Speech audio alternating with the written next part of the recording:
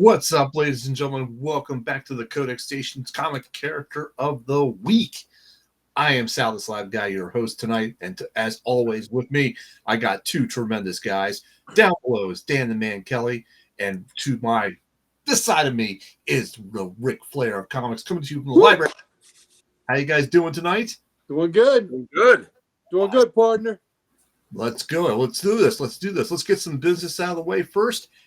Let's start with you, Dan. Why don't you tell them where they can find you at while I find your captions? There you go. Hey, you can find me on Instagram at Dan Kelly Art.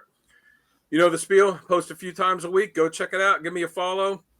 Running a Kickstarter right now where you can get sketch cards, original art, graded comics, with sketch covers done by me. The link is in the bio there. Go check it out. It runs at the end of the month, so runs a couple more weeks.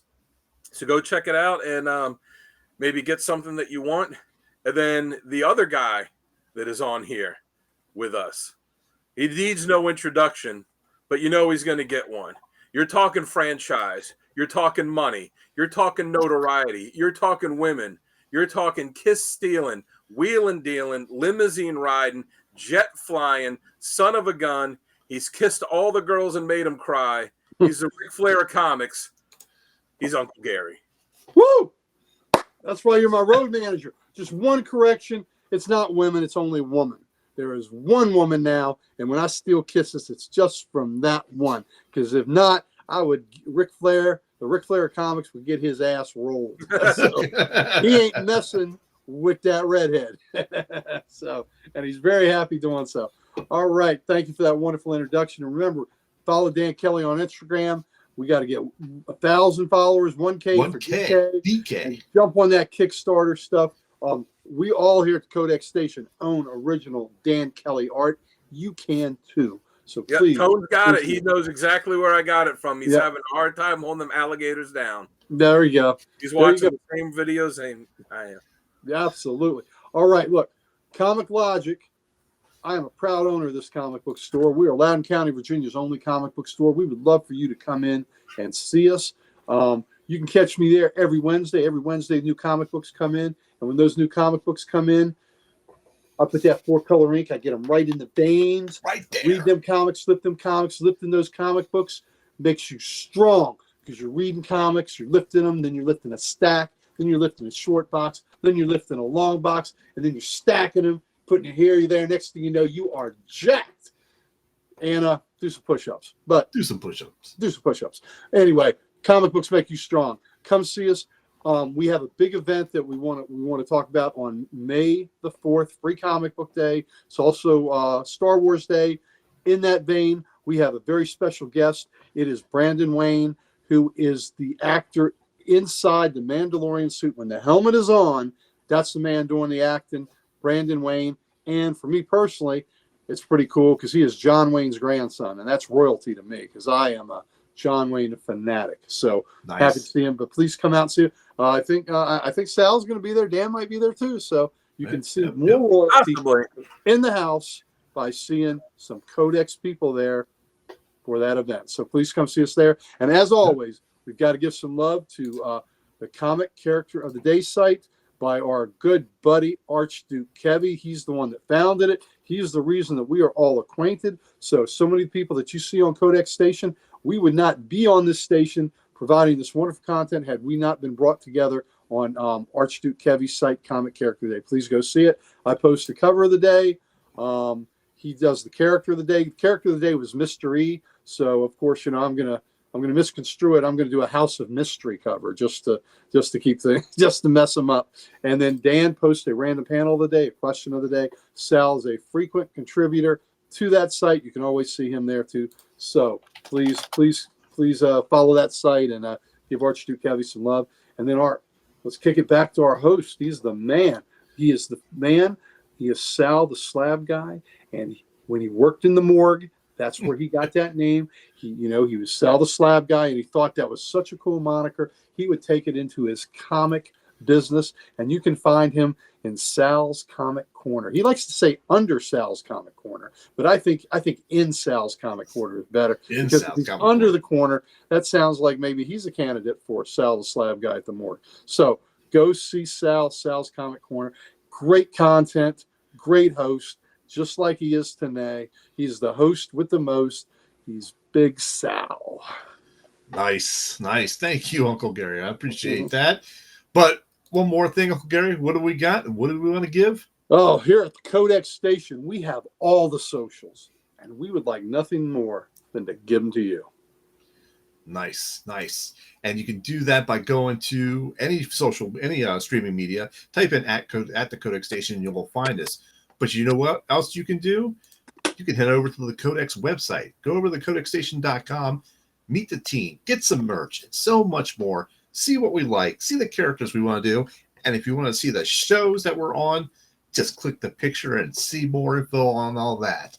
So go over to thecodexstation.com and check it out. All right, let's go ahead and get into the nitty gritty. Uncle Gary, you got the character right there. Who are we covering tonight?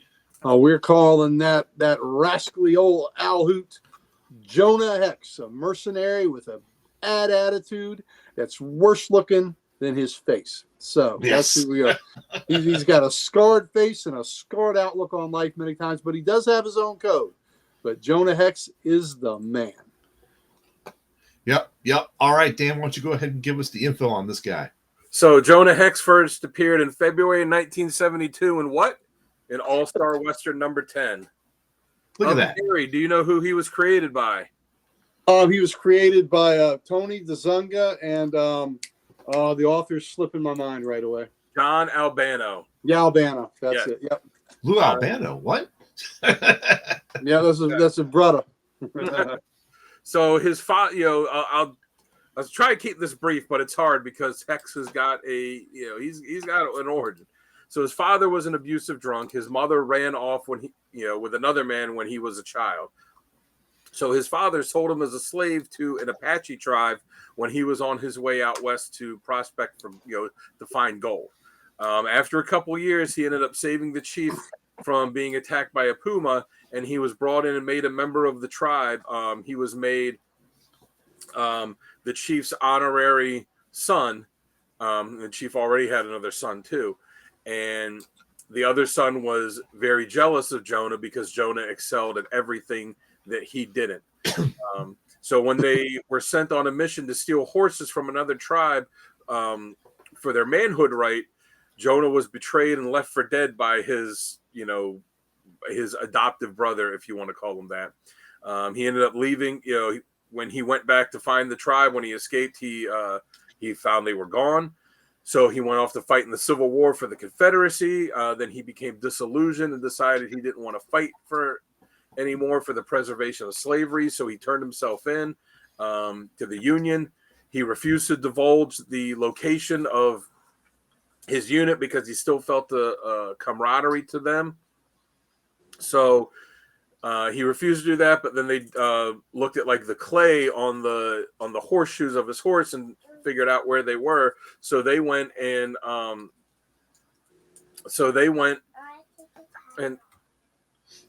right, Emily is sitting here. It's all right. Anyway, so they went and captured them. He found a way to escape. And then he had them all escaping, but it turned out it was a trick, and they were all gunned down, most of them except for him. And the ones that survived, they all thought that they were set up by him. So then the North and South, they all wanted him dead. So he went off to the West. He became a bounty hunter. He became one of the most feared bounty hunters, in the West. He eventually found his old tribe. He told them about the how his brother had backstabbed him, who denied it. So they had this fight where they could only fight with tomahawks. His brother gave him a defective one, so it broke. So Hex stabbed him with the knife and won, but they said, well, you cheated.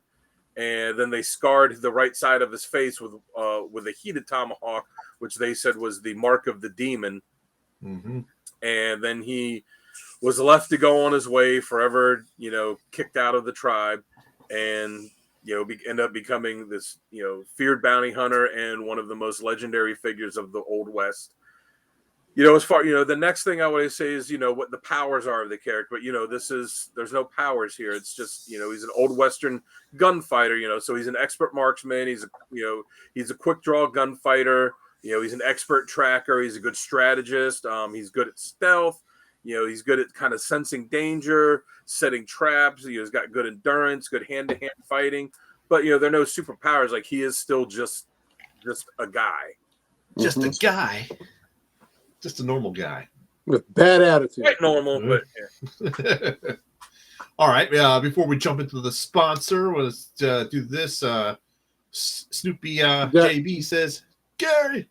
That's my good buddy, Chris. So, Chris, glad to see you on, brother. Thank you. Thanks for watching. All right. So let's do a quick sponsor check here.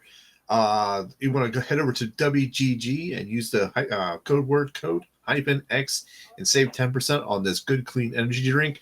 There's no bad aftertaste. There's no sugar crash after. There's no jitters, and it doesn't taste like Jonah Hex's face. Like all the other monster drinks out there. That's a bad flavor. That's a bad flavor. Jonah Hex's face would be a terrible flavor. Terrible flavor, indeed. Head on over to WGG. Use the code -X at checkout. Save 10%. Jonah Hex's ass might taste better than his face. Oh my God. That's even worse. That's even worse. All right. So our first, since we've already covered the origin, our first segment is what works best for this character. And Uncle Gary, why don't you go ahead and kick us off with that? What works best for this character is when he is chasing down the most reprehensible owl hoots in the Old West. When he has got a bounty and he is taking these varmints off of the street, the varmints. So that, when Hex is, when Hex can, just fearlessly go into a situation with no fear, with nothing but, with that stiff backbone of his, and have no compunction. And then when he dishes out on quite a few occasions, he's dished out some grisly comeuppance to people that that need it, and he's left people in incredible peril and walked away from them, left them to their own devices to either live or die. He's just a rough-hewn character, and I love him when he's in his element, when he's in the Old West, and he's very, he's right. He's just a man, but he is very cunning too. He is very cunning. He's thinking, he steps ahead of the game and where you think it's going to be. And he reads people really well. He's got a good sense about, who he's facing and what their capabilities are. So Jonah Hex is, he's best when he's in the Old West and he's relying on his wits and his 6-shooters. And what is it with the two companions? It's two companions. That's what I was going to bring up. No, you say. Go ahead. All right. So for what I think works best, like you working solo, he's out there kicking ass. He's one of the darkest protagonists in the DC universe. Make sure you say his two companions, though. Make sure it is. He goes into everything with his two companions, Death and hold on, was it Death and the Smell of Gunsmoke? Yep. I love that line. That was great. Yeah. I read that. I'm like, holy shit, that's awesome. That is awesome. But yeah, I have to echo what you said, Gary. I think he works best in his element, in the Western, tracking down bad guys on the bounty, that type of thing. I really feel that, him kicking ass, that's his wheelhouse, and anything else to that is what I don't like about it, or what doesn't work. So how about you, Dan? What do you think works best? I'm with you. Yeah, I like it when he's going up, like what you guys said, but also, when he's kind of got the odds against him, but he still finds a way to go, to come out on top. Like I said, was one of the most feared, people in the Old West, was this feared bounty hunter that everyone knew. So it wasn't like one or two people were going after him. It was, many times like a whole gang would, or a group of guys would team up to go after him, and he would always still find a way to come out on top.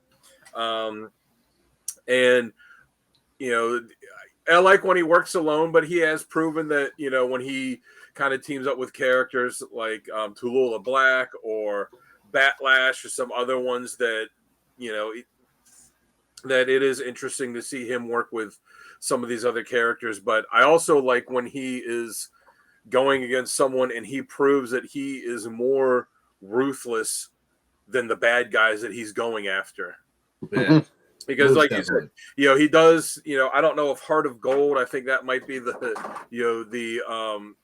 might not be the best description of it, but, he definitely has his own his own moral code, and he will tend to, to do, what people would consider is right, but not all the time, but mostly. But even with that, he could still be absolutely vicious when it comes to, to his targets.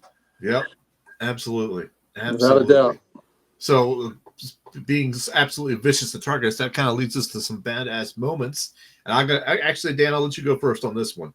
What do you got for badass moments? We'll this was pretty hard for me, and it wasn't because, some characters, like you have a hard time coming up with a badass moment with three of them, because there's not like really ones that stand out to them. The problem with Hex is it's the opposite. Like, literally every issue you read, it's like some badass moment of something he's doing. So it was hard coming up with narrowing it down to just three. So I tried to pick three that I thought, to me stood out. So one of them is from the mini issue one of the miniseries Two Gun Mojo, and the series starts off where he's getting ready to be hung. Like, his hands tied by his back, he's on a horse to get ready to hang from a tree, and when the guys are hanging him, he's not only is he not showing fear, he's insulting the sister of one of the guys because he had shot her and then, spit on her or something. They were like, and you shot her and you spit on her or something. He's like, well, in fairness, I was trying to get, I wasn't trying to spit in her eye. I was trying to spit in the hole or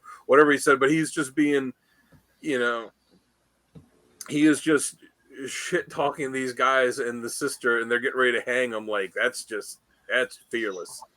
Yeah. The next one I have is issue 50 of his second series, the Palmiotti Gray series.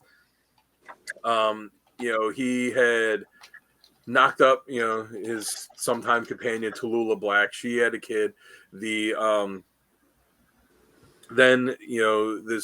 this like super religious woman that was in the town where Tallulah Black was trying to go and like just retire and live a life, and Hex didn't know anything about her being knocked up. This woman when essentially steals the baby out of Tallulah Black, leaves her for like when the baby's coming, leaves her for dead, and she ends up surviving, but Hex goes on the hunt for her, finds her. The baby has died. The baby apparently died when she stole her. So Hex kills her. The sheriff. The sheriff has her locked up in this town, and he isn't going to let Hex do anything. He's like, no, she's going to hang like proper way. And Hex goes, boy or girl. The sheriff goes, like, pauses and goes, it's a girl, or it was a girl, and goes, I got to go do my rounds. I'll be back in about 45 minutes, and leaves. So Hex kills her, and then there was this whole gang that had got together to ambush him and spent like months planning this, and then he goes through in this rage that he's in and just wipes, and they had like cleared out this whole town, and he just wipes them out completely on his own. Yeah. Then the last one I got is also from volume 2. It's from issue 69, which is a fantastic standalone issue. He finds his father that had abused him. These guys, hear that he had struck gold and go after him, and he ends up killing them, but they get a gut shot in on him and leave him for dead. And Jonah finds him and then basically just sets up a little tent. It's in the middle of the desert, and he's like, what are you going to do? You're going to help me? And he just goes, no, I'm just going to watch you die.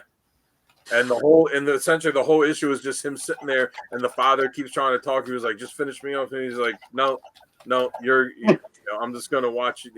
And the father's trying to bargain with him, and then he's trying to apologize and this and that. And Jonah Hex is just sitting there going like, it's like, why are you taking so long to die? Just, and the father's saying, you should talk, and he's not saying much. He's not saying much to the father. The father's saying like, you're going to regret not having this last chance to talk with me later. And he's like, no, I don't think I will. So the old man finally dies. So Jonah, and remember when he was a kid, he had sold Jonah into slavery with the Apache so that he could go out west and find gold. And he said, when I get gold, I'll come back and buy him back. Never did. So Jonah takes him, doesn't bury him in the ground, just buries him underneath of all of this gold that, was the stuff that he had treasured so much more than his own family. And then, that's going to get stolen whenever anyone comes by, but buries him underneath this gold and then pisses on the grave and leaves, and then just leaves him there. Yeah. Well, Woodson deserved that. Yeah. Yeah, he was a piece of garbage.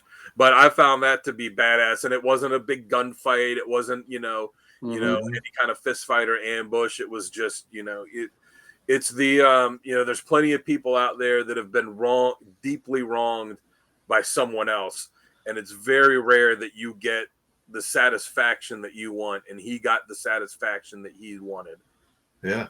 Very true. He did. Yeah, Tone said that's cold AF. It is.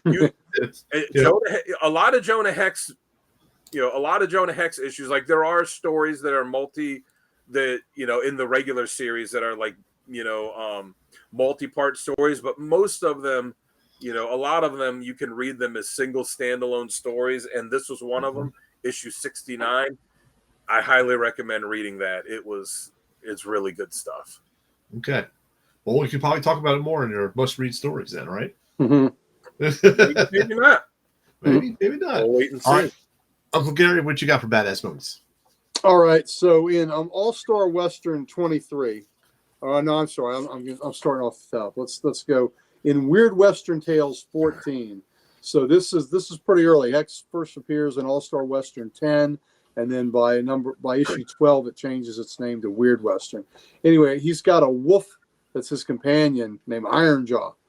Well, this wolf gets bitten by a rattlesnake, and he takes it to a regular doctor. He wants to work on this wolf.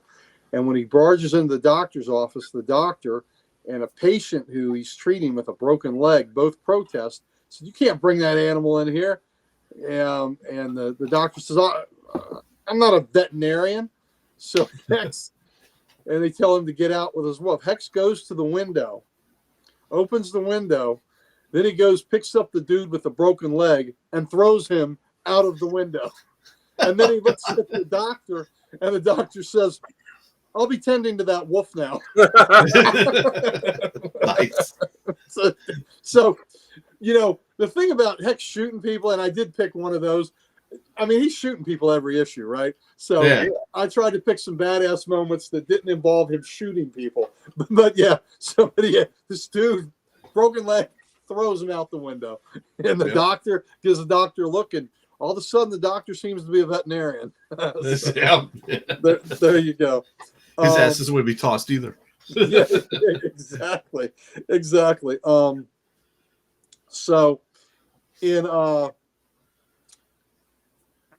now I'm gonna throw a little bonus one since there's only 3 tonight. I'm gonna throw a little bonus one in. Do it. In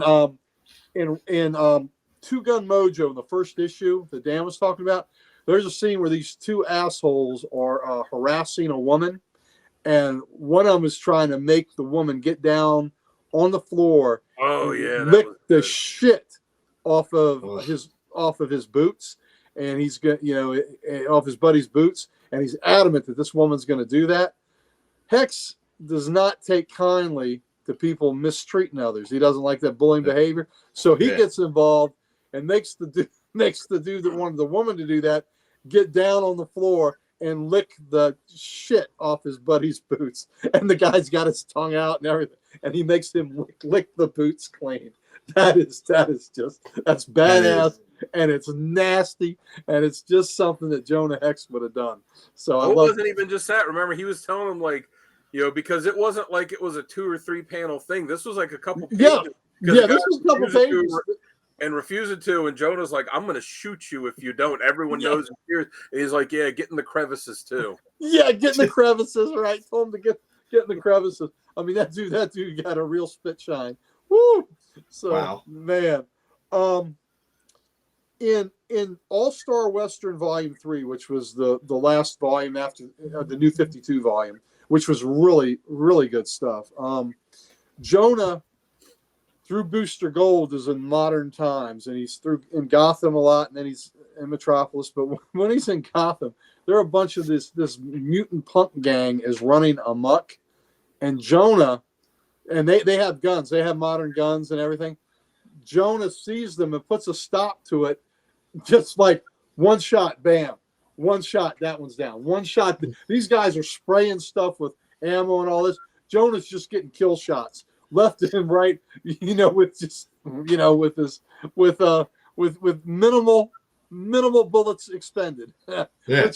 Which is always I like that just because it's the great debate of how would a gunfighter do against the modern munitions, right? Where the guys don't really aim, they just spray. Yeah. Gunfighters had to be so exact because if you're not exact, you're dead. Yeah. So, when you're just spraying something, you don't have to have good aim. So it was just funny to see a manifestation of that where he's just putting bullets right between their eyes, and with one shot, boom, that one's gone. Now moving to this one, bam. So, Didn't one of the Gotham cops try and stop him or something, and he knocked the guy out of the way, and he the guy was getting ready to get hit, and he pushed him behind the car, and he sure did. And he said, basically he's like, I got this, and then he took care of him.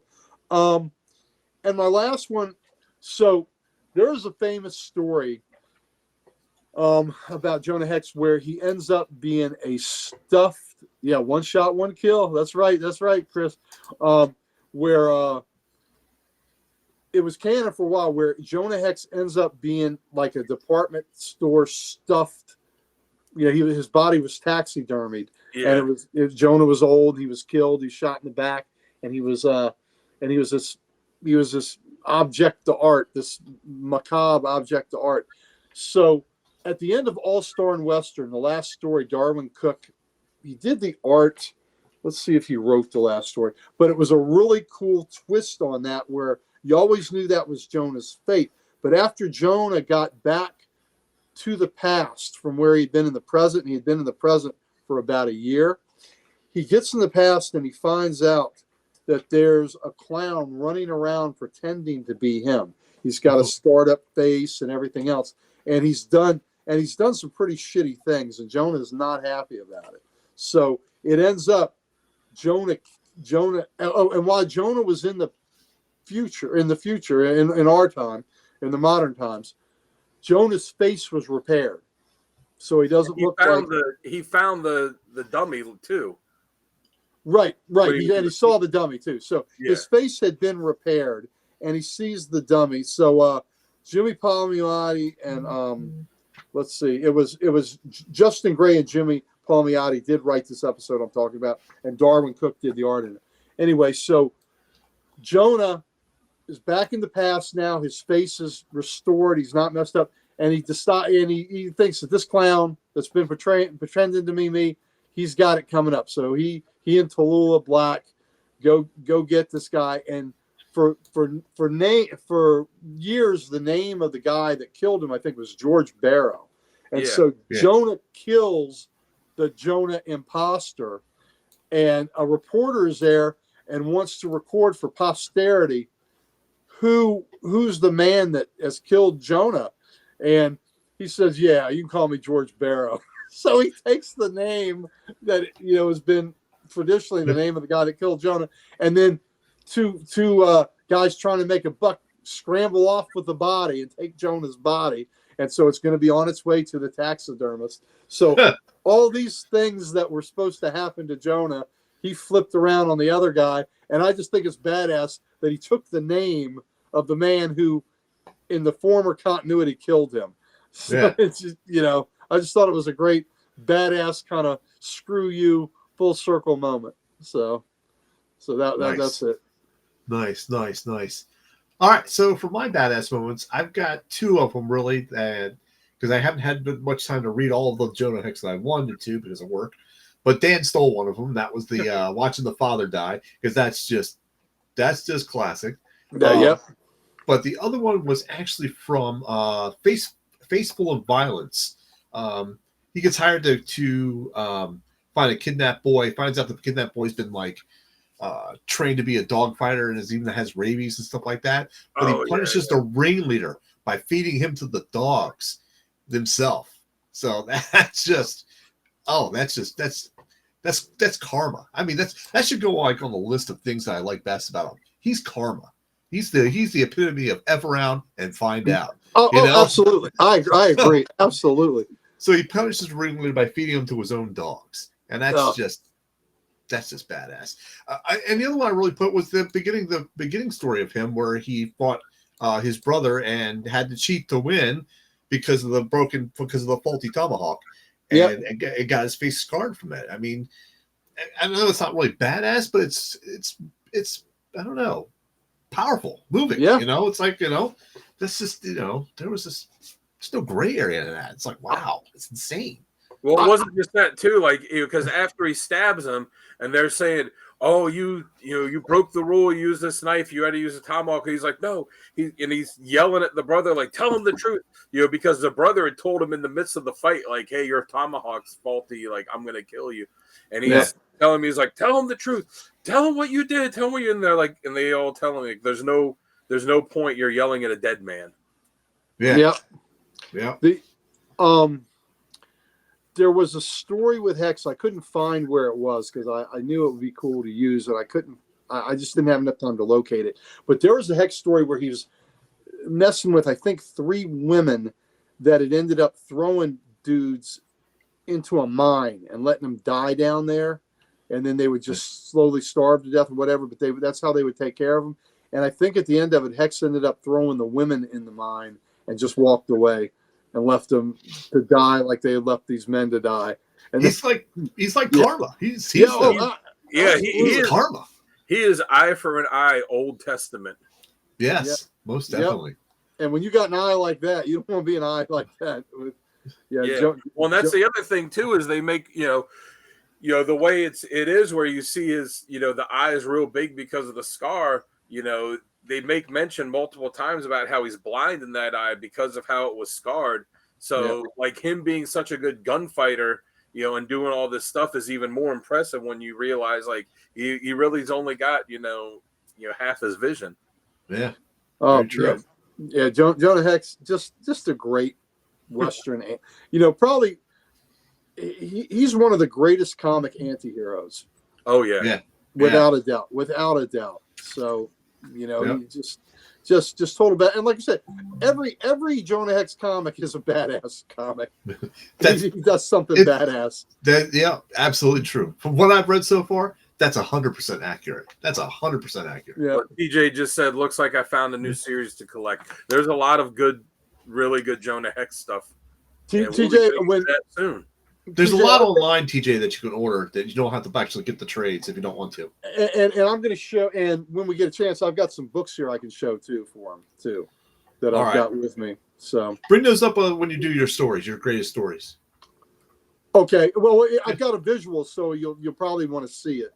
I mean, when we do the stories, I guess afterwards you need to, you'll need to give me some picture, time to, or FaceTime to show the books. Hey. We're in charge here. We could do that. Come on. We don't have Tim or Jamie on our back going, rah, rah, rah, rah. You have to do this. No. We want to do it. This is Sal's show. This is Sal's show, damn it. That's right. That's right. If we're doing it, we're going to do it. All right? Yeah. All right. So let's move on to critiques. And I'll go first with this one. I really couldn't find much, but I don't like it if he's paired with someone or if he's taken out of the Wild West situation. I didn't like the whole future thing, even though it did have some pretty cool moments in it. He is best in the West as a gunfighter, kicking ass. I don't like him paired with anybody else. He needs to be out there on the hunt, and that's it. That's what I feel about it. And that's what I got. It doesn't work for him. What about you, Gary?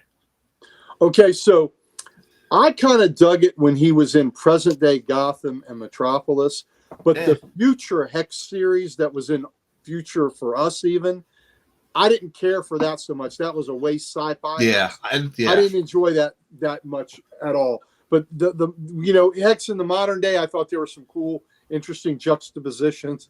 Batman and Superman did not know what to do with him, so that was kind of fun. As far as paired with people, I think it's cool when he runs across some of the other heroes like Batlash and some of the other contemporary Western heroes that DC had. I like that. And for a partner, I do enjoy him with Tallulah Black a lot. Yeah. And the fact, it's really interesting. She is hard. She has got scars all over her body that that she was cut up like that.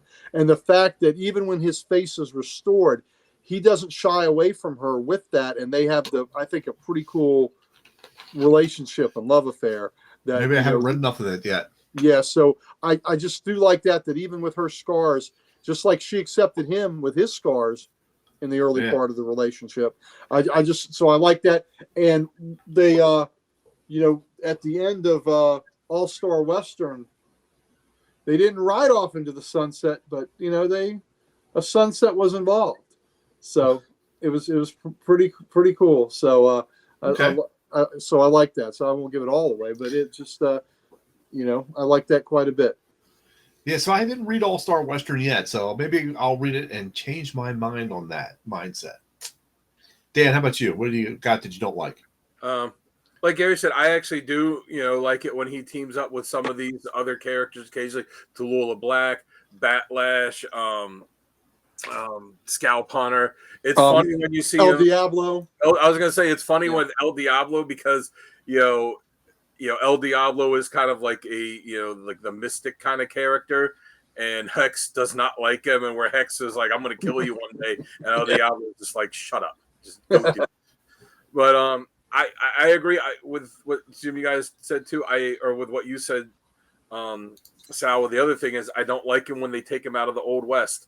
I read the stuff, when he was in the future in Gotham and that, and I was like, all right, it's okay, but this is not where I want to see. Like, I don't need to see Jonah Hex in the future where they're asking him like, oh, well, these, what do you think of gay people? Because this is how it is now. Like, oh, what do you think of, Law and Order because of this? And what do you think? Like, I don't need to see, them taking his Old West sensibilities and trying to apply it to modern day and seeing how, how he would react to stuff like that. Like, I don't like seeing him in that. And like you said, the Hex series, that didn't do it for me. Like, the idea of Jonah Hex in a Mad Max type situation is appealing, but that series just was not great. The artwork in the beginning of it was nice with Mark Teixeira's stuff, but just the series as a whole just really fell flat, which you could see because it did not last long.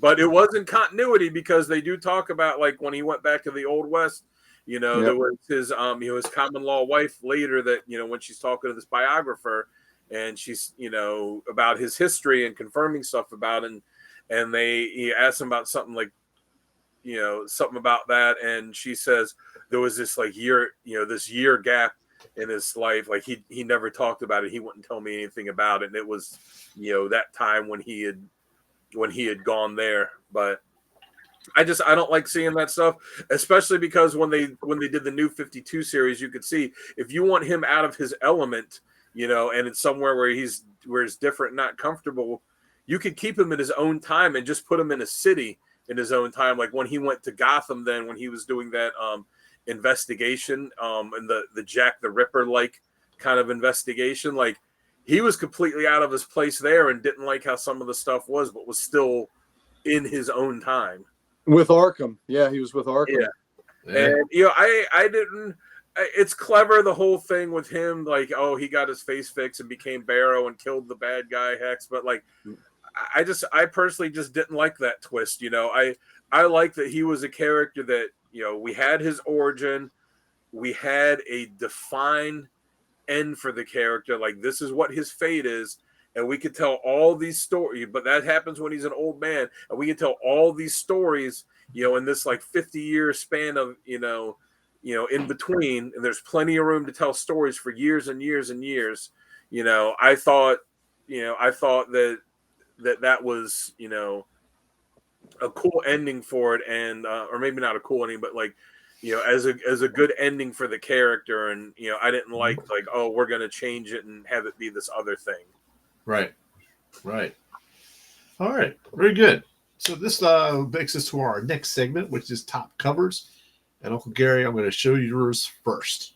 All right. Yeah, and I had an alternate just in case one of mine was used by one of y'all, so I could show another one. So on the far left is my man Tim Truman, and that is Two Gun Mojo #2. And I just love that. I love his version of Hex, and I love the bodies in the caskets. And we had a little bit of zombie action in this book, so that's very appropriate. But I just think Hex is badass as hell, just sitting there between them, got the gun up, got his head bandaged. So good stuff. In the center, it's Jonah Hex 56, Volume 2, and that is the great Darwin Cook. That is just beautiful. I met Truman quite a few times. Darwin Cook I only got to meet once, and it was the year before he passed. And gentleman, it was true gentleman. It was wonderful to meet him. But I mean, that's just a classic Western pose. Look at him with that ugly face and that scowl and the gun and the hole where his heart is. I was going to say, is that the shape of a heart? The whole it's kind of the shape of a heart. Yep. And then the final one is Jonah Hex #8,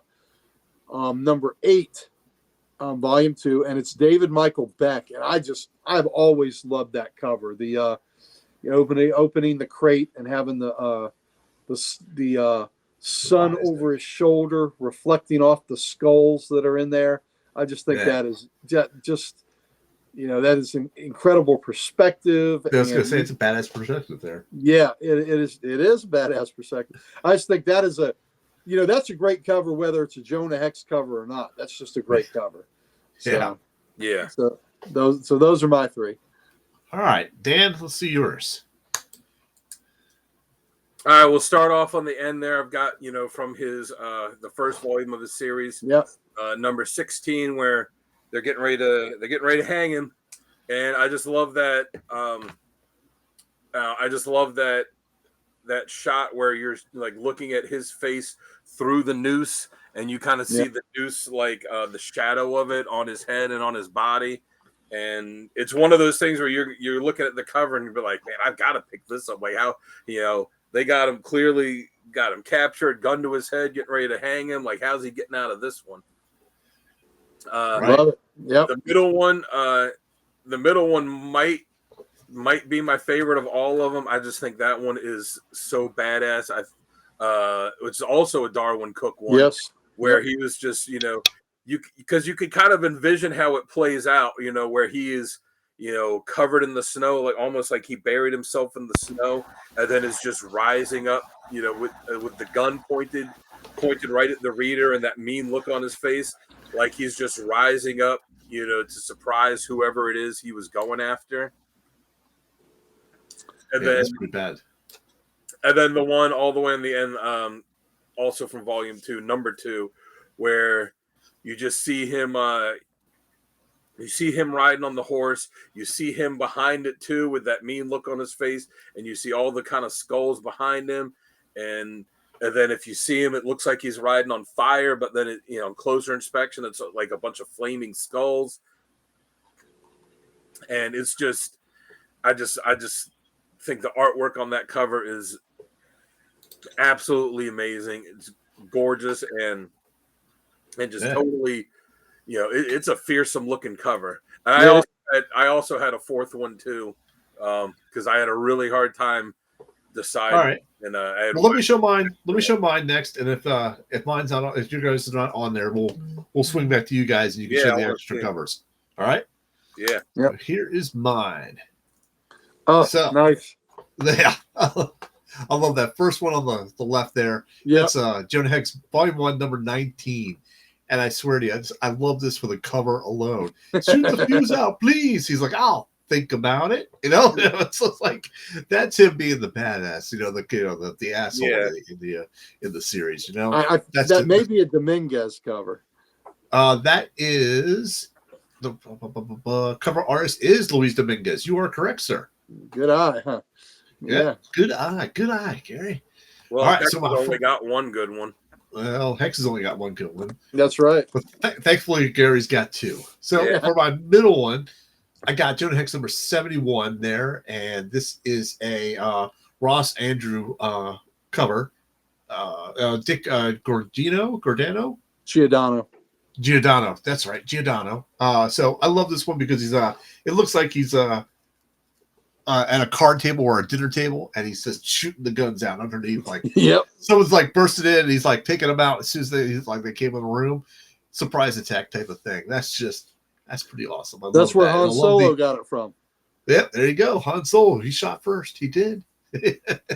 So yeah, this is a dinner table because you can see all the food and the drinks and everything like exploding in there in the background or coming off the table. That's pretty wicked.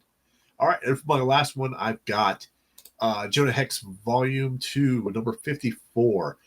This is a Jordy Burnett cover. And I like this one. This is because he's coming out of the saloon or whatever it is. He's already shooting with one gun. He's pulling out the other. And it looks like he's just go right down for the attack on this one, which is it's just a badass Western for me. Yep. I love it. All right, so Gary, were yours not in there? Or was that the Oh no, yeah, no. I had said I had an alternate cover just in case we had replicated that I was going to use, but it was Jonah Hex 53 Volume 2 by Billy Tucci, and it's him with the saloon girl, and it's just awesome. So I mean, it was only to be used if we replicated a cover because okay. That's all. So, all right, Dan. What about you? You had something extra? Oh, wait, but we can't hear you. Is your microphone not working again? Oh, sorry. It was number 25. I love that cover. The way you see the background, where it's like if you're looking up into the sun and everything gets kind of blurry. That it's like that, and then it's Hex shooting downward, and you see the gun flying out of flying out of the hand there, and if you see that look on his face, the detail on there, I love it. I thought that was a really badass cover. It was hard, dropping one. And there was also the Santa Claus one too, which if you don't know what that one is, just go and Google Jonah Hex. I almost picked that one, but I decided not to. Yeah, you know who Santa Claus was in that issue? No, I didn't read that one. Dan, do you know who Santa Claus was? I'm trying to think of the character's name. Was it Turnbull? It was Woodson. It was his pappy. Yeah. Yeah, that's right. It was his pappy. Okay. Yeah. So, if you look at the cover, he's got a gun in Santa's face, and then there's another pair of boots. There's another dead Santa in the scene too. So, yeah.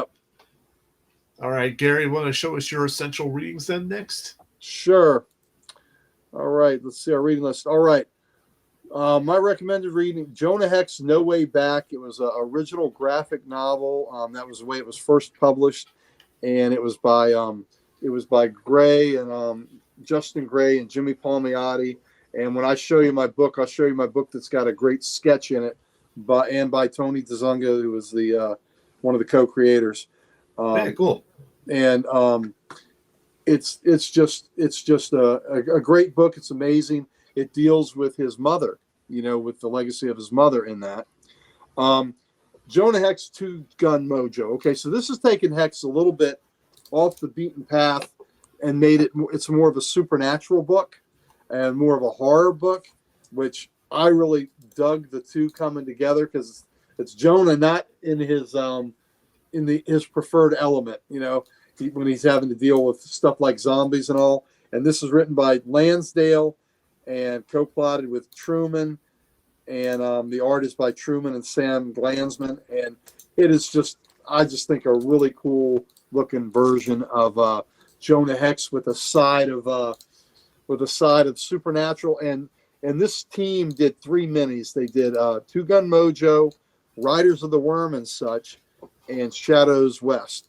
And Riders of the Worm and such is a book that they ended up getting sued by Edgar Winter for. So, so there was a character in there. They were the were they Autumn Brothers or whatever? But they were they were not. It was not. Edgar Winter did not think it was a fun parody, so they sued him for it. And then the last one is Jonah Hex: The Six Gun War, and this was in volume 2 of Hex, and it was great because it had El Diablo in it. It had Batlash in it.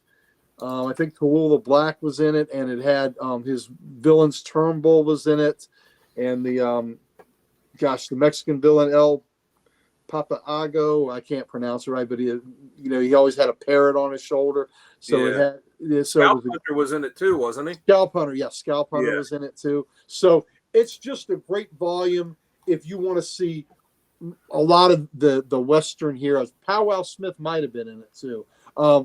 Where you want to see a lot of the great DC Western heroes and villains in one series. And this was a trade paperback of about 6 or 7 of those issues from the Jonah Hex Volume 2. So that's what I have for my recommended reading there. All right. Very good. All right, Dan, let's get yours up there. Boom. All right, so to start off, I've got Jonah Hex Volume 1. It's issues 7 and 8. This is the story of Hex's origin. So it shows his father, trading him to the Apaches, him, growing up some with them, all the stuff that I went through in his origin, all of that happens in these 2 issues. And, and it's just really cool to see, to see it play out. It's, and, to see everything that built the character the way he is. And you get to see his face before it was scarred by the tomahawk, and you get to see it, when it was scarred there. Like Gary, I also had Two Gun Mojo. That was a great miniseries. He already described it pretty well, so I won't go into it in much more detail than that. But yeah, it definitely was like a horror. It was kind of like if George Romero made a Jonah Hex movie. Yeah. And then absolutely, yep. And then the last one I got, it's 2 different stories, but one of them, the second one picks up essentially right after the other one. Like they could easily be 2 parts of the same story. It's The Last Bounty Hunter, which was from DC Special Series number 16, and then Requiem for a Gunfighter, which was from Secret Origins, the second volume of Secret Origins number 21. So this tells the end of Jonah Hex's life before they went and retconned it and had him go to the future and get his face fixed. So in The Last Bounty Hunter, you see him an older Jonah Hex as he's aged, and this guy comes along that says he wants to write wants to write a biography about him. So he spends a lot months and months with Hex, and this kind of shady carny wants to hire Hex for essentially like a state fair type Wild of West show. Wild West show, yeah, and put him in like the gaudy obnoxious outfit, and Hex just blows him off. It's like, no, I'm not interested in that, and it pisses the guy off. So eventually it comes down to it where Hex gets killed, and then his body is stolen, and that's the guy that takes it and like we talked about earlier, taxidermies it, puts it in this hideous outfit, makes him this mannequin in his show, and it doesn't go real well for that guy. But then it shows kind of over the years what happens with this mannequin of Hex.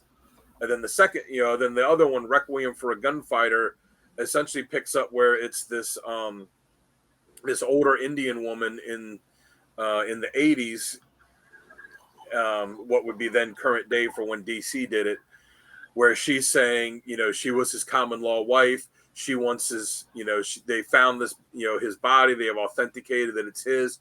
She wants it back so she can put him, give him a proper rest. And then it's this guy that was a Jonah Hex historian, and she's kind of talking to him and, filling in gaps throughout his life. And even though at this point Hex is literally just a mannequin, it's still a good thing to read after The Last Bounty Hunter to see what finally became of it, how it all ended for him. All right. Yeah, it is, and it had a pretty cool little thing at the end with him that seems appropriate for the Jonah Hex character, where he was even dead and stuffed 80 years later was still able to get a little something in. Well, that story where he was taxidermied and all that, Dan, you're probably right. It probably is a better ending for Hex, but I'm a sucker for a happy ending. That's why I'm a sucker for a happy ending. That's why I like the other one, because I just wanted Hex to have a happier ending. But the one where he's shot in the back in 1904, that is more appropriate of an ending for Hex. But I'm just like I said, I'm a sucker for the happy ending. Yeah, I like a happy ending too, but for a character like Hex, I feel like it really works against who he is as a character to give him a happy ending, because he doesn't seem like the type of person that would, in all the years that that he had been around, it was made clear he's not the type of person that is going to leave this world. He's not going to leave this world in a peaceful way. No. Yeah. Before we jump to my readings really quick, I wanted to show you guys this. Jamie is actually in the chat. He's on break at work. And he's watching, always watching us. Ever vigilant. I don't know if you heard what Sal said at the beginning. You might have to fire him again. True. Or at least suspended in some way. All right, let's jump to my readings here really quick. Oops. I clicked too fast. There we go. All right, so I did the Bullets Don't Lie from the volume 2, issues 31 to 38. This is the one where he has the reputation to be the deadliest man alive, and when he attempts to settle down, but some miscreants in the town that are unaware about it, he's about to unleash, and he joins a posse, hunts gangs of killers, Hex pits himself against a slew of rough and tumble vigilantes. I don't know. This was a good storyline. I think the read is a good story arc. You definitely should check it out. My favorite one that I've read is The Face Full of Violence. You get the introduction of Batlash, of course, but this is the one where he feeds the ringleader to his own dogs for torturing the kid, and that's awesome. And then of course you have that tagline. He has no friends, but he did have two companions. One was death, and the other was a smell of gun smoke. The acrid smell of gun smoke. Oh, it just said the smell of gun smoke for me when I the older version was the acrid smell of gun smoke. Oh, all right. Yeah, very cool. All right, so then my last story, I've got the Origins 13-18. Paul Palmiotti and Gary streamlined this Dark Origin story and added some splashes of trademark violence to it. So I think this was a pretty good, sinister tale, you might say. It ties in more of the historical context of his life in the Old West. I enjoyed this one when I read of it. I'll be the first one to admit I kind of sped read this one a little bit because I was running short on time. So it's definitely one I'm going to go back and reread and fully absorb. But that's what I have for my stories there. Nice. I would recommend read the ones I said, issues 7 and 8 from the first volume. Reading those two, because they're the one that's what told the origin. The one that Palmiotti and Gray did, they really just took that story and then it was almost like like they just did a remake of it, but they didn't really change anything. They just added stuff to it. They added some, violence to it. Some stuff they added to it. Some stuff kind of, glossed over a little bit more. Okay. But I would recommend reading the one from the first volume and reading that one too. And then you can kind of, for anyone out there, I'd say read both of them, and then you can kind of, because they don't really contradict each other. It's just kind of, different ways of telling the same thing. Right, I agree. And I'll definitely check it out too. Sal, I have these other books if you want to do it. Let's put you front and center. Okay. Let's put you front and center, my man. So if you want to take the deep dive into Jonah Hex, come on. Here we go. Here we go. This is Weird Western Tales, Jonah Hex. It's a pretty thick volume. Yeah. Weird Western Tales. So this is reprinting all the Weird Western where he first appeared in All-Star Western 10, and by All-Star Western 12 they changed it to Weird Western, and he was there from Weird Western. So this has All-Star Western 10 and 11, and then it's got Weird Western 12 through 38 that he was the star in, with the exception of I believe it was 13 he didn't appear in. So you can get all these early Jonah Hex stories with the great covers and things like that on the inside, and some books even come with scribbles like George Garcia Lopez. More scribbles. So anyway, that and it was great to have. He was thrilled to sign that book. Who signed it? I'm sorry, I didn't hear. Oh, George Garcia Lopez. Nice. Yep. This is the No Way Back book by Justin Gray, Jimmy Palmiotti, and Tony DeZunga. This is art by Hex's creator. So that's Yep. So that's really good. And this one has got special scribbles by Jimmy Palmiotti. Oh, that's awesome. Nice. Where he did that for me too, Gary. The smoke, cutting his good eye at me. That is just so great. I'm ever grateful for Jimmy Palmiotti. But this is a really great standalone book. I feel like the next scene of that is you being shot after he's giving you that side. Yeah, I think you're right. Here's Two Gun Mojo cover signed by Tim Truman, which is kind of neat. And let's see, All-Star Western signed by Truman. This is where they go off into the sunset. And then, so I showed you the Two Gun Mojo trade. You can also go the route. I don't know if it's still in print, but maybe it's available like on eBay or something. This is Shadows West, but it's a big, thick volume that has the entire, all three Tim Truman, Joe Lansdale, and Sam Glanzman books collected. So it's got Shadows West, Two Gun Mojo, and Riders of the Worm and such are all in here. And it's just, it's just all creepy as hell. It's just great. And like I said, if you like your westerns with a little bit of you like the violence and you like the horror, this book is weird. This book is here's a great see Hex on the horse. Yep. So just good stuff. So that's my Jonah Hex things I wanted to show. Thank you. One more thing. Since I have the big screen. Yep. There we go. There's where she all starts. Yeah, number. I like 10. it was just a shadow coming into the. Yeah. The in-house ads were running this picture, and so Jonah Hex will he save the West or ruin it? I think was the tagline. Will he save the West or ruin it? Yeah, that's classic. That's awesome. All right, for our next segment is best artist and author. So, Gary, while I got you on the big screen, why don't you go ahead and go first? I tell you what, this was hard. This is difficult. So for writer, for best writer, a lot of great work by a lot of great authors. And there were two of them that worked as such a team. I couldn't separate them because they were a team. And that's Justin Gray and Jimmy Palmiotti. They love this character. And I've got, when I talked to Jimmy about it, he really loves Jonah Hex. Dan, it would be cool if we could interview Jimmy Palmiotti one day if you ever want to reach out to him.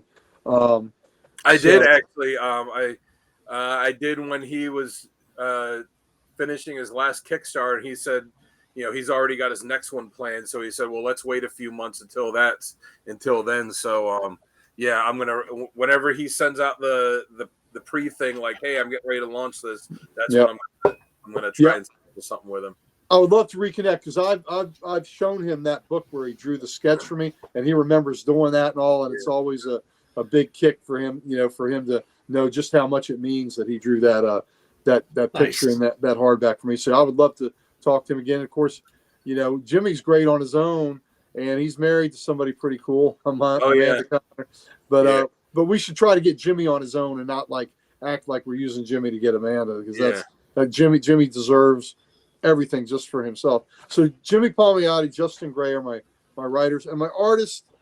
Man, Dzunga, who created the character, got a lot of love for him. What Garcia Lopez did, got a lot of love for him. Got a lot of love for Darwin Cook, what he did on it. But ultimately, I'm going to have to go with a guy that I just love his horror-centered visuals and his takes on characters, and it's Timothy Truman. I just love his work. How he approaches Hex. It's a little bit different look, a little longer hair, a little wilder. I just love Tim Truman's work. Nice. All right, Dan, why don't you go ahead and go next then? Oh, big screen. Yeah, we're changing it up a little bit. All right, for what is that, TJ? Are there many Jonah Hex books that have pricey keys? There's the standard ones that are pricey. There's the first appearance. There's some of the older ones, but like if you're talking about volume 2, I mean, those are all books you can get super cheap. You can get collected volumes of them. I mean, all these ones that are behind me in this rack, like these ones from volume 1, I got these. Actually, I got these volume 1 ones a couple days ago they were on sale in this place they were priced at $1 each, but everything was half off, so I got them for 50 cents each. So it's affordable stuff. Yeah, when I completed these, the expensive ones in volume 1 that Dan just showed are 7 and 8, the origin ones. Okay. And 1, of course. So so his first appearance that I'm showing in All-Star Western, that's expensive. And then some of the other early Weird Westerns are a little more expensive because the early 70s books. Number 1 of his own titled series, Jonah Hex number 1's got a little bit of expense to it, and then after that, it's issue 7 and issue 8. But after that, the other books are very affordable. And of volume 1, 92 has got a little bit of expense. It's because it's the last issue. So, but it's very affordable, very collectible. I don't think there's nothing in it that's astronomical.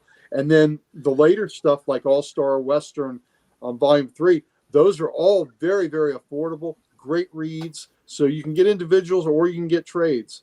So and I'd say too. Yep. When I say expensive, like the first appearance is expensive, it's not like it's going to run you thousands of dollars. You can get a decent copy of his first appearance for around $100. 100, 150, something like that. 150 is probably a VG. Yeah, but I mean, well, that's why I said you can get like a decent copy. You're not a mint copy, but they can be had without breaking the bank. Right.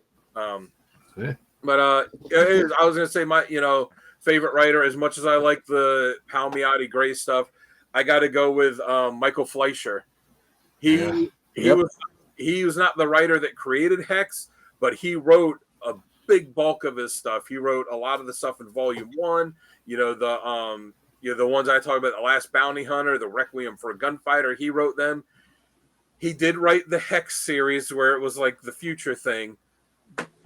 So I'll give him a pass on that because I got a feeling that was more DC saying we want to do something different with the character and him kind of going like, all right, well, I'll do this with it. He also wrote a lot of the Weird Western ones too. Yeah, the Weird Western. He wrote Hex. He wrote a lot of Hex for a long time. And, a lot of the older stuff that I really liked, was written by him. So I went with that, and the way he characterized them. And for artists, there's been a lot of good ones, but like Gary, I got to go with Timothy Truman. I love the way he did it. The way that artists work with the scar that's on Hex's face. Different artists handle it different ways. Some of them will draw it where it's really just like the piece of skin that goes from the top lip to the lower lip. Like we'll draw it like that's it, where even his eye is relatively normal. Other artists will draw it like it's this really horrible, grisly thing. Truman was more on the side of it being a really grisly kind of scar, but I think it works better like that, where you can see like, all right, it's not just, that he has this kind of piece of skin that's there. Like it's this, which is the one thing that sticks out about it, but like, it's a rough scar. He draws Hex where, he looks like he's dirty. He's rough. Grungy. Yeah. That's a good way to describe it.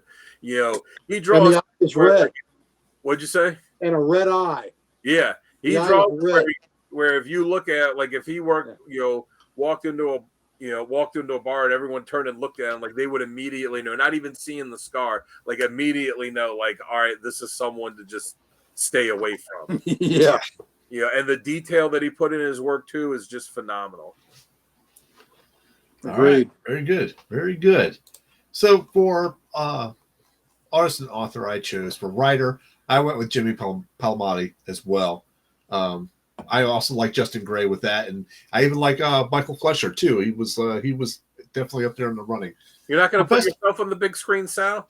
No, you don't need to see my ugly mug up and close and personal. He's a pretty man. Well, Jonah Hex got nothing on me. Let me tell you that. To quote an actor that just died the other day, boy, you got a pretty mouth. That actor was in a car wreck and just died. I didn't know that. Yeah. Oh wow. Okay. So for artist, I actually went with Jordy Burnett.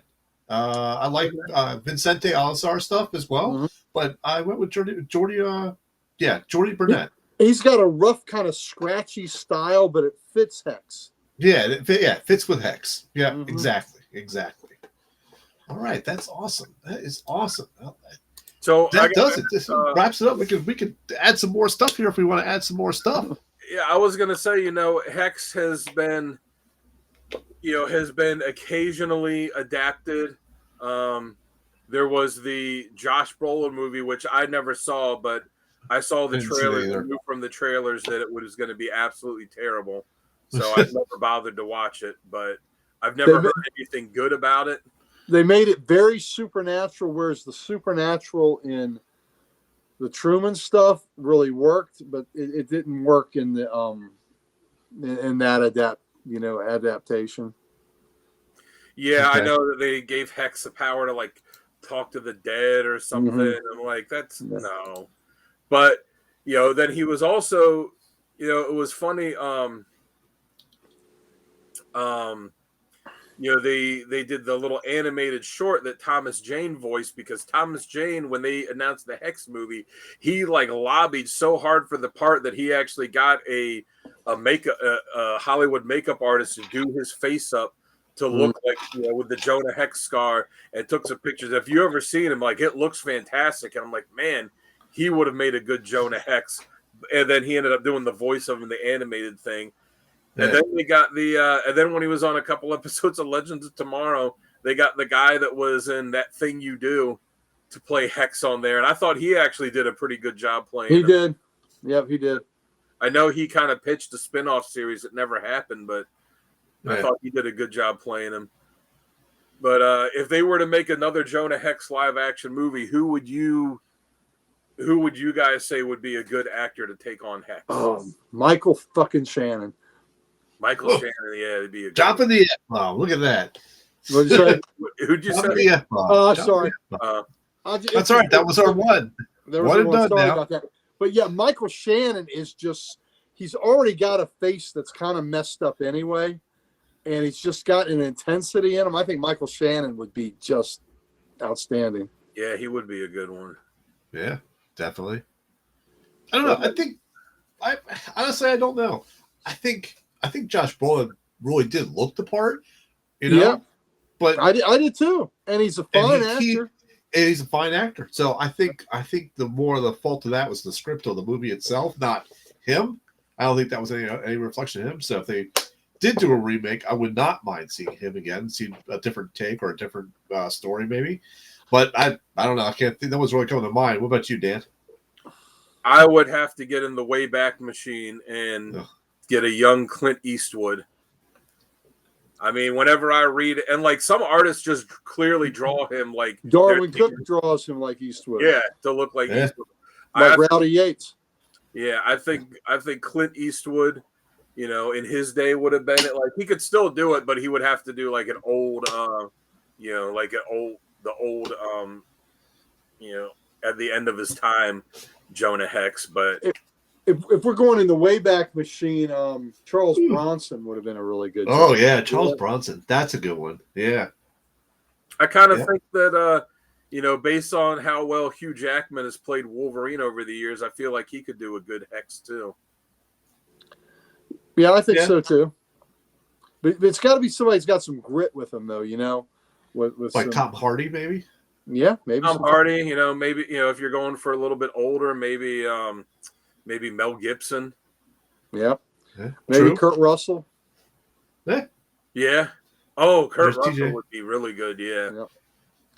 TJ, so I want to thank you guys for doing the DC Comic Character of the Week for Jonah Hex. If I keep hanging around here, I think my DC collection is going to grow. TJ, do not shy away from DC. DC has quality books. Now, I'm biased. I'm more of a DC guy, but there's a lot of great stuff in DC, a lot of great characters. So now we have done 2 DCs in a row, but next week we're flipping over to Marvel we're going to have a special guest on here doing the show with us. We're going to be on Friday next week and not Thursday. Friday. That's right. It's going to be a new day and a new time just for this special episode. I got to run by you guys and see if 8:30 is okay or 8 o'clock is okay with you guys on Friday night. Works for me. Works for me. All right. Then I'll make sure Brandon knows that works. Are we saying what the character is, or is that a surprise? We can go ahead and say the character. This is going to be a recommendation from Brandon from Mon Comics. You should go check him out on YouTube at Mon Comics. He's also on Instagram as well. But he wanted to do Man Thing. Yes. So we're going to be covering all things Man Thing. Right? Yeah, it's his favorite character. Yep. He's going to get his Ted Salas on. That's right. Yep. So we're going to be doing Man Thing next week. It's going to be on Friday night. So if you guys want to make sure to join us live for that, remember it's going to be Friday. It's only going to be that for next week. We're not switching it permanently. We're just switching that to accommodate. It's a special event. Yeah, we're just switching that to accommodate Brandon, so he from Mon Comics, so he could be on with us to do that. So special guest, what do they say? Like a very special episode of Frasier? Very special episode. That's right. A very special episode where we all talk about our giant-sized man things. Giant-sized man thing. That's right. All right, folks. Let's go ahead and wrap up this episode of Comic Character of the Week, where we talked everything about Jonah Hex. Great stories, guys. Great covers. Great discussion. It makes me want to read more of Jonah Hex when I hear all you guys talk about it. It's always great. So once again, I am your host, Sal the Slab Guy. When I'm not here on Codex, you can find me on YouTube under @Sal's Comic Corner, and you can always see me there, and also on Instagram as the Slab Guy 77. To this side, which we switched it up a little bit, is Dan the Man Kelly. Why don't you tell us a little bit where they can find you at? Find me on Instagram at Dan Kelly Art. Go check it out. I'm running the art Kickstarter on there. The link is at the top of my page on the bio. So go check that out. Get yourself some original art. And and give me a follow on there too. And then below me, there you go. There he is, right there. The one, the only, the Ric Flair of comics, the Uncle Gary. Thank you. First and foremost, let us thank TJ for the great suggestion of Jonah Hex. And we were kind of like, Jonah, and it was wonderful. And I'm glad we did this. So it was wonderful. So thank you for participating and making that suggestion. And for us that we actually moved on it with a week, we said, yeah, sure. What the hell?